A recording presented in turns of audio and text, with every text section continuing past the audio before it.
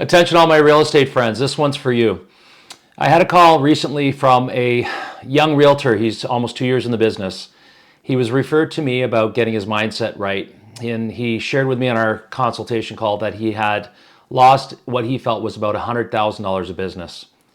So he was obviously very frustrated and he was wondering why this kept happening to him.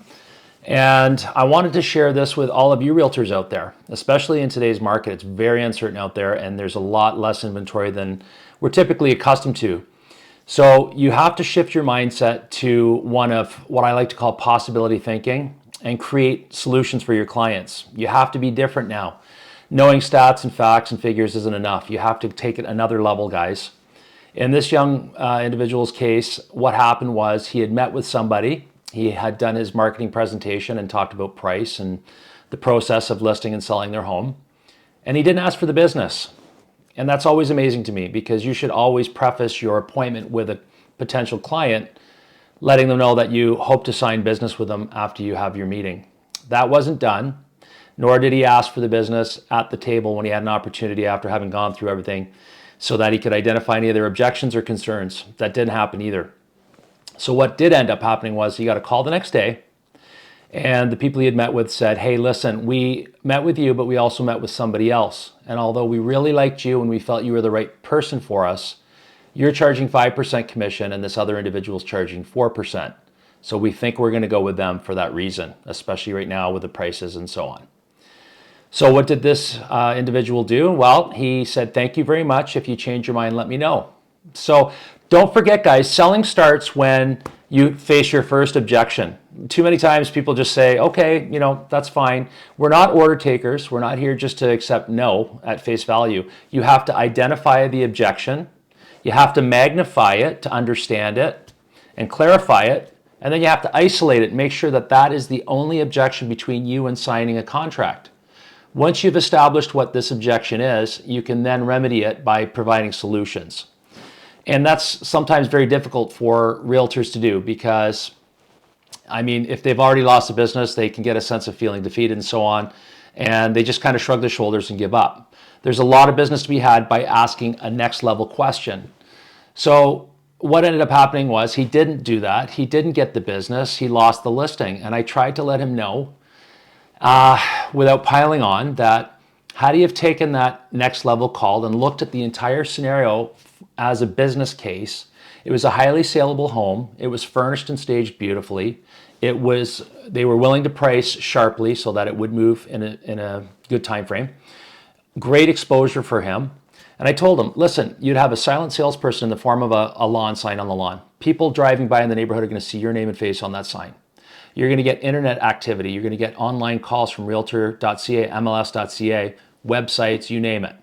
You're going to get other traffic through open houses. Maybe you get people who call, who drive by or in the neighborhood looking to upgrade to that home.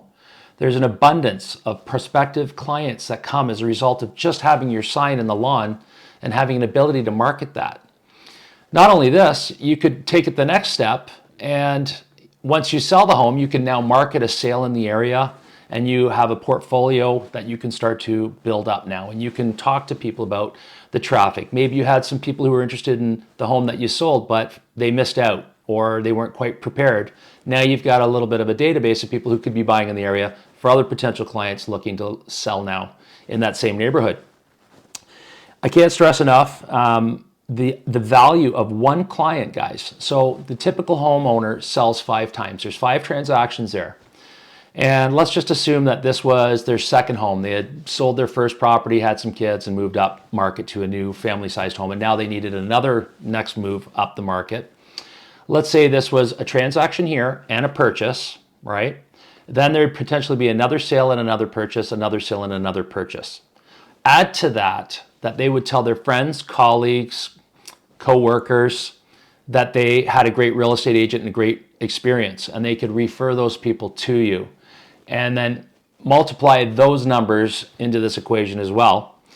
And then what you're seeing is the massive size and the value of one client, okay? One client can translate into $250,000 or more if you actually work your system and you actually implement the tools to follow up and keep in touch and do all the things that clients would expect of you.